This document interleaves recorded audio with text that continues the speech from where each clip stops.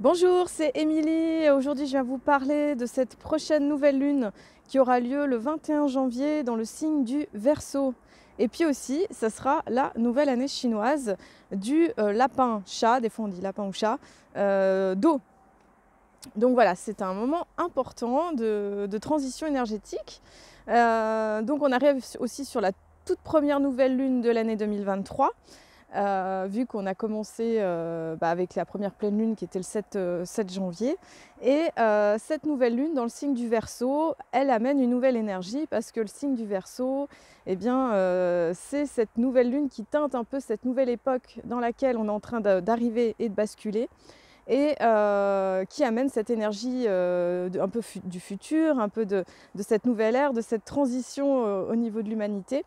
Et elle va amener justement de nouveaux courants, une première bascule énergétique, je dirais, parce qu'on a pas mal de changements en ce moment, hein, je vais y revenir. Mais voilà, donc je vous présente la carte du ciel. Alors, soleil, lune en Verseau, donc au tout début du signe du Verseau. Il y a beaucoup de soleil, du coup je vois même plus la carte.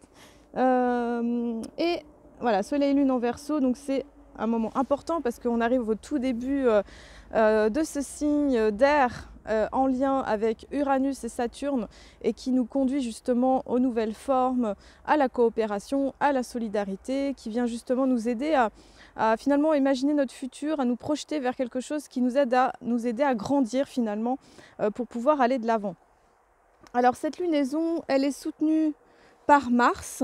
Donc nous avons un trigone avec Mars en Gémeaux et donc c'est un moment relié à l'action, c'est un moment où on pourra justement agir en fonction de nos idées, de toutes nos réflexions qu'on a eues depuis quelques mois parce que Mars, elle est repassée direct, j'ai mon chat qui court là, Mars est repassée direct donc le 12 janvier et donc elle rétrogradait depuis le 30 octobre. La rétrogradation de Mars, c'est un moment qui nous invite justement à réfléchir, j'en ai beaucoup parlé, à réfléchir, à revoir nos projets, à faire le point. C'est souvent alors, moi, ce que j'adore, c'est observer dans ma vie, et c'est là, je trouve que c'est là où c'est le plus intéressant, c'est de voir comment ça nous impacte personnellement. Quels sont les domaines peut-être qui sont retournés un petit peu en arrière chez vous? Est-ce que vous avez eu comme des espèces de retours, de flashbacks, soit avec des personnes du passé, des situations du passé, pour vous aider justement à revoir les situations, les circonstances, pour pouvoir justement mieux les considérer. Parce que je ne sais pas si vous le sentez là, depuis que Mercure, ça y est, elle est repassée direct depuis hier aussi, là, Mercure Capricorne. Je trouve que quand les planètes, elles repassent direct comme ça, ce qui est assez intéressant, c'est que on sent qu'il y a comme si voilà, boum, le train dans notre vie se remet en marche. Peut-être des problématiques qui étaient restées un peu en suspens, avec des fois des hésitations, de se dire tiens, est-ce que c'est comme ci ou c'est comme ça, là boum, il y a plus de clarté finalement sur la décision à prendre ou sur l'orientation à opter pour la suite, hein, parce que souvent c'est intéressant, je trouve que les planètes, elles nous présentent quelque chose pour aller de l'avant. Après, ça recule un petit peu pour faire le point, pour réfléchir, pour intégrer, en fait, hein, c'est un peu une intégration énergétique. Et puis après, boum, ça repasse, ça se remet en marche directe. Et du coup, il y a cette impulsion pour aller de l'avant finalement dans notre vie, pour amener finalement la nouveauté. En fait, c'est ça. Donc, cette lunaison, Verseau, nouvelle année chinoise du lapin shadow, effectivement, c'est d'aller vers la nouveauté, les nouveautés dans notre vie, hein, parce que le Verseau, c'est ça, c'est un signe d'air qui va nous encourager aux nouvelles idées, aux nouvelles propositions de vie, qui va amener un vent de liberté justement et d'innovation. Donc l'idée, ça va être ça, parce que toute la période Capricorne, elle est plutôt en lien justement avec les structures, comment on va mettre en place finalement les idées, l'idéal qui a été proposé à la période Sagittaire. Et puis avec la période Capricorne, c'est toute une période finalement d'intériorité, d'introspection pour pouvoir mettre en place les plans. Mais là, ce qui était intéressant, c'est vrai que la période Capricorne, elle était quand même beaucoup teintée de rétrogradation. Et là, on va dire qu'il ne restera plus qu'Uranus qui repassera direct, elle, le 24 janvier et qui pourra permettre justement de reprendre je dirais de l'élan dans nos projets d'innovation pour aller de l'avant, parce que là, toutes les planètes seront directes à partir du 24 janvier. Donc je dirais que là, on a quand même une première bascule énergétique qui va faire une transition importante. Et puis après, comme je vous l'avais dit dans la vidéo de 2023, après c'est le mois de mars qui va être assez intense avec tous les changements, avec Saturne en Poisson et Pluton en Verseau, hein, gros changement pour l'humanité, et Mars qui repassera dans un autre signe justement, donc dans le Cancer. Voilà, donc ça, voilà. Bon, je vais reprendre sur la nouvelle lune. Et donc, qu'est-ce qu'elle a de particulier? C'est qu'elle est aussi en opposition. Donc, on ne le voit pas sur cette carte, mais la lune noire, elle est passée. Alors, il y a plusieurs calculs de la lune noire, mais en tout cas, il y a une des lunes noires, la moyenne, qui est passée dans le Lion. Alors, dans le Cancer, on a fait tout un chapitre sur le travail en lien avec le passé, la famille, les dossiers peut-être pas résolus du passé. Et dans le Lion, on va travailler un autre point qui est en lien justement avec la créativité, l'amour, hein, sur un sens plus large, et finalement le besoin de briller, de savoir se mettre en avant. Alors cette opposition entre le soleil-lune et puis lune noire, elle va nous encourager finalement à trouver finalement cette nouvelle forme, cette nouvelle façon finalement d'exister et d'être, de rayonner, d'être au service à la fois de la vie, hein, parce qu'avec le Verseau, on est quand même dans quelque chose qui est désintéressé, hein, par rapport au Lion, et de savoir justement extraire cette nouvelle place, d'en faire quelque chose pour l'offrir à l'humanité en fait, pour pouvoir amener tout ça pour que ça nous fasse avancer, mais que ça fasse avancer tout le monde en fait. Et je dirais que le défi, ça va être d'oser finalement être dans cette nouvelle forme, d'oser être dans sa créativité, d'oser rayonner. Ça va être un peu le challenge. Et effectivement, c'est quand même en lien avec l'énergie, cette énergie à la fois solaire et lunaire, féminine et masculine aussi. Et je dirais aussi, parce que effectivement là on a beaucoup d'énergie finalement qui sont dans le signe du Verseau. On a aussi Vénus et Saturne au moment de cette nouvelle lune qui se trouve dans le Verseau. Donc là ça fait quelques semaines que Vénus se trouve dans le signe du Verseau. Donc Vénus en Verseau, elle nous invite au détachement, elle nous invite finalement à trouver des nouvelles formes, elle nous invite à être dans une amitié amoureuse, mais au-delà de ça, c'est aussi avoir une créativité au service de l'ère du Verseau. J'ai mon chat qui marche sur les pieds, c'est génial. Il veut faire la vidéo avec nous. Voilà. Donc d'avoir cette créativité au service de cette ère du Verseau et finalement d'œuvrer par rapport à ça. Et puis, je dirais que, on a Saturne, hein, qui est là, Saturne qui est dans le Verseau, hein, j'en parlais dans la dernière vidéo de la pleine lune, qui est dans le Verseau depuis 18 décembre 2020. Là, on arrive sur les derniers moments de Saturne en Verseau. Je ris, mon chat est en train d'escalader, c'est génial. Et voilà. Et Saturne en Verseau avec... je suis désolée, il est juste à côté, donc voilà. Et puis, alors, Saturne en Verseau. Bon, je suis désolée, j'ai pas envie qu'il machine le micro. Je vais dire bonjour à la caméra, Merlin, hein? Non? Bon, voilà. Alors, Saturne en Verseau qui nous encourage justement avec Vénus à finalement à mettre du cadre, du contour par rapport à cette créativité de l'ère du Verseau. Alors ça peut aussi donner des obstacles par rapport aux relations, ça peut donner aussi de prendre de la sagesse par rapport à nos relations affectives. C'est aussi, je dirais, gagner en maturité par rapport à des projets créatifs justement pour se mettre au service de cette ère du Verseau. Et c'est vrai que c'est une énergie qui sera en lien avec ce féminin sacré quelque part, enfin avec le féminin sacré. Alors quoi dire d'autre?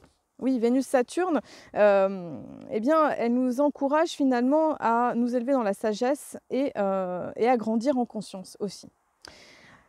L'aspect aussi qui est très important du moment, donc peut-être que vous le sentez, voilà, c'est ici, c'est Pluton qui est conjointe avec le Soleil et la Lune. Donc, alors, au moment de la nouvelle Lune, là, c'est vrai que la Lune, elle est encore en Sagittaire. Et alors, qu'est-ce qui se passe? Le Soleil qui est conjoint à Pluton. Donc là, on arrive dans la période où le Soleil est conjoint à Pluton, c'est du 14 janvier au 24 janvier cette année. Et avec plus précisément, ça sera le 20-21 janvier que l'aspect sera le plus exact. Donc Soleil conjoint à Pluton. On vient remuer les profondeurs, donc parce qu'on a le Soleil qui est en lien avec la lumière, la conscience, le rayonnement, la vie, tout ça. Pluton qui est plus en lien avec l'ombre, la mort, l'inconscient, tout ce qui est caché. Donc là, c'est une période qui fait remonter à la conscience des choses cachées. Donc ça peut être un moment où les rêves sont importants, où l'inconscient vient frapper à notre porte pour justement nous aider à voir des choses peut-être cachées à l'intérieur de nous, peut-être des choses qu'on n'a pas envie de voir et qui finalement nous demandent de nous transformer en profondeur. Voilà, il y a cette idée de transmuter cette énergie, cette énergie qui est là. Donc en fait, pour chacun, ça va se présenter de manière différente. Alors après, si vous êtes, si vous avez réglé suffisamment ce qui est à régler, mais souvent, ça vient faire un petit peu remonter à la surface des choses qui sont à voir. Et puis comme je vous disais tout à l'heure, comme les planètes sont repassées direct, Mars, Mercure, là, les choses, elles vont de l'avant. Donc du coup, ce qui doit être vu, ce qui doit avancer, les prises de conscience, les choses qui doivent être révélées, les secrets qui doivent être dits. Il peut y avoir aussi des choses, je pense, par rapport à l'État, par rapport à des choses qui vont peut-être être révélées, qui vont être mises en lumière. Voilà, ça va être des mises en lumière d'éléments importants pour notre suite et pour notre avancée. Voilà. Donc ça peut être un peu perturbant. Mais effectivement, donc Pluton, la Lune, elle va passer avec Mercure. Après, Pluton, la Lune et Pluton vont se rencontrer. Enfin, il y a toute cette phase un petit peu intense intérieurement là, qui fait tout un brassage là, autour, juste avant la nouvelle Lune et qui va durer un petit peu. Puis après, effectivement, Pluton, elle est en train de préparer son passage dans le Verseau. Donc elle est en train de, finalement je dirais aussi de travailler comment dire, tout ce qui est en lien avec le collectif en fait, le collectif, le peuple. Là aujourd'hui, par exemple, c'est la grève pour les retraites, tout ce qui est en lien avec les salaires en France, des profs, tout ça. Voilà, il y a des choses peut-être dans le collectif qui vont commencer à se mettre en place, hein, parce que comme je le dis, Pluton Verseau, c'est le temps de l'indépendance des États-Unis, de la Révolution française, et où du coup il peut y avoir des soulèvements. Et puis c'est ce temps où en fait, la Terre, l'humanité, est quelque chose qui est en train de bouger pour nous aider justement à être dans cette ascension planétaire, d'intégrer finalement ces nouvelles fréquences vibratoires et qui vont entraîner des gros changements personnels et collectifs. Et ça, c'est irrémédiable et ça se fait progressivement en fait. C'est ça, c'est des paliers qui se mettent en place. Et là, je dirais qu'il va y avoir, il y a des paliers là qui sont en train de se dégager pour préparer finalement ce mois de mars qui est en train d'arriver. Voilà. Alors, qu'est-ce que nous avons donc Mercure, Jupiter en carré, Mercure-Jupiter carré. Donc là, c'est une tension entre le mental et l'expansion. C'est un moment où il peut y avoir un peu de l'exagération, des excès. Ça demande de faire attention, effectivement, à ne pas s'emballer quand on parle, de ne pas exploser. Voilà, de faire attention justement aux emballements émotionnels et de savoir temporiser hein, aussi, les exagérations et les conclusions hâtives aussi, de pas tout emballer dans le même panier et puis de prendre du recul, en fait, savoir tempérer, parce qu'à la fois le bélier, il est un peu premier comme ça, là il va avoir une énergie un peu instinctive, un peu irréfléchie, et le capricorne, au contraire, il va moins dire les choses, il va beaucoup penser, enfin, il va beaucoup engrammer à l'intérieur. Donc du coup, c'est d'arriver finalement à pouvoir dire les choses au fur et à mesure, de se donner de la souplesse. Voilà. Sinon, nous avons, oui, Soleil, Lune est aussi en sextile avec Jupiter Bélier. C'est super. C'est un bel aspect. Ça veut dire que Jupiter va venir nous aider à expanser, en fait, à être dans une forme de croissance par rapport à cette lunaison. Pendant tout le mois, là, toute la lunaison Verseau, il va y avoir cette proposition justement de pouvoir se déployer, de pouvoir aller de l'avant, de pouvoir avancer dans la vie avec confiance, avec les portes elles s'ouvrent.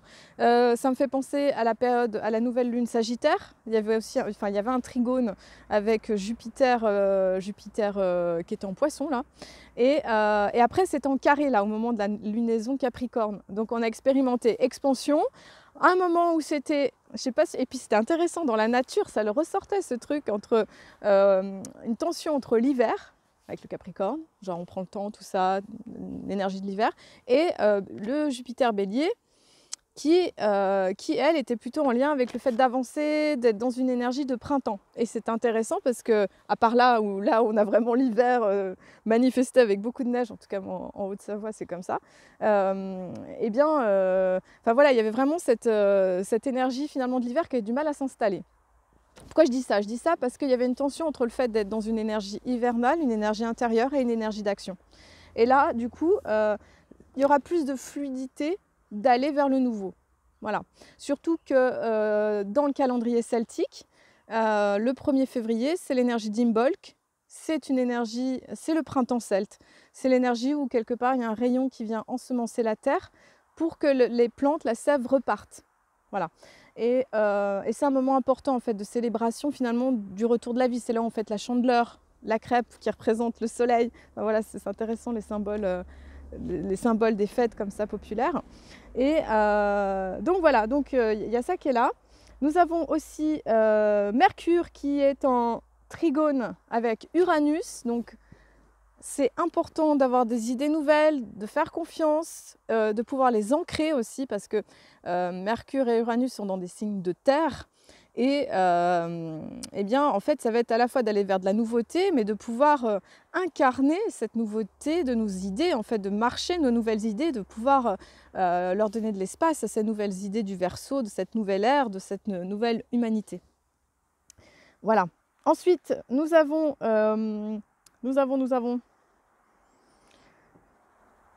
eh bien, nous avons Soleil, Lune avec Jupiter et puis aussi Neptune qui fait un bel aspect avec Pluton. Donc là, ça amène de la douceur, ça amène aussi de la guidance aussi. Donc je dirais, le monde spirituel est là pour nous aider, pour nous concrètement nous faire avancer. Et en fait, ils sont juste là pour nous aider et nous soutenir dans cette période. Voilà. Alors, qu'est-ce que je voulais vous dire d'autre? Oui, la période Vénus-Saturne, elle peut travailler aussi sur l'estime de soi. Donc, c'est un moment justement, s'il y a des carences à cet endroit-là, de pouvoir aussi les travailler. Et ensuite, dans le calendrier Maya galactique, j'en avais pas parlé la dernière fois, nous sommes dans la lune 7, la lune résonante, qui est en lien avec le singe. Donc, la lune 7, elle est un petit peu comme au milieu. Et au milieu de cette grande année Maya, en fait, de cette lune rouge auto-existante qui nous demande de nous purifier, de purifier nos émotions, enfin de canaliser, on le voit, hein, enfin, encore un grand nettoyage, ça continue et c'est pas fini. Et elle est en lien avec l'énergie du singe. Le totem, c'est le singe, c'est-à-dire que le singe, il nous aide à jouer, à être curieux, à nous amuser, à être inventif et de pouvoir justement canaliser les nouvelles informations. C'est comment m'adapter pour entrer en résonance avec la vie en fait. Voilà, comment je rentre en résonance avec ce que le mouvement de la vie nous propose. Et c'est vrai qu'avec l'énergie de Pluton, qui fait le grand... Pluton, c'est le grand alchimiste, hein, c'est vraiment transformer notre plomb en or, pouvoir... je pense à la flamme violette de Saint-Germain, mais être dans cette alchimie qui permet justement de transmuter les énergies lourdes pour pouvoir aller vers des énergies de lumière. Donc le singe, il nous invite à la dérision aussi et au détachement, finalement de ne pas trop se prendre la tête en fait quand les choses commencent à devenir un peu trop lourdes et savoir remettre de la légèreté quand c'est comme ça, parce que voilà, de ne pas se laisser emporter par nos émotions. On n'est pas nos émotions, on n'est pas nos pensées, on n'est pas nos sentiments, et de ne pas s'identifier à ça. Alors même si parfois des fois c'est difficile de se dire ça, mais c'est intéressant quand on rentre dans cette, je dirais dans cette observation, et se dire ok, comment je peux me prendre du recul par rapport à tout ça. Et puis ce que je voulais dire, oui, c'est que l'année du lapin d'eau, c'est de l'eau yin en fait. Autant le tigre d'eau de l'année dernière, c'était les grandes eaux de l'océan, c'était nos yang assez intenses, parce que le tigre il a une énergie intense de courage, de bravoure, qui nous demande d'avancer, qui peut parfois être un peu intense, hein, ce Jupiter Bélier c'était assez fort. Et là le lapin d'eau yin, le chat, hein, mon chat qui était là, Merlin, du coup, eh bien, c'est une eau qui est plus douce en fait. C'est une eau qui nous invite à l'intériorité, à finalement à pouvoir réaliser nos rêves. Et je dirais ça fait un pont avec Saturne en Poisson, qui nous invite à structurer les choses pour avancer dans le sens de ce qu'on veut, et d'amener de la douceur dans notre foyer, dans notre vie, de se donner cette douceur en fait. C'est ça un petit peu que propose cette énergie du lapin d'eau, et aussi alors ça peut des fois créer de l'inertie, hein, c'est un peu le pendant du lapin d'eau, donc ça va demander aussi de savoir avancer avec ce qu'elle a. Voilà, donc en tout cas, ça va faire une belle bascule énergétique. Et puis, voilà, c'était pour vous dire que ce samedi, je propose le code Sophia avec Tara Verte ce samedi. Donc, si vous êtes intéressé, vous pouvez me contacter. Et puis, le 3 février, donc, je vais faire une conférence sur les énergies de 2023 à la librairie Delphica à Genève. Ça sera le 3 février de 18h30 à 19h30. Voilà. Eh bien, écoutez, je pense que vous pouvez vous inscrire avec la librairie directement. Et je vous dis à très bientôt, prenez soin de vous, je vous souhaite une belle intégration de ces énergies nouvelles et intenses et de pouvoir voilà, être créatif dans votre vie comme vous le souhaitez pour amener ces nouvelles formes en fait, que dont la Terre a tellement besoin dans cette période de transition. Je vous dis à très bientôt et je vous remercie.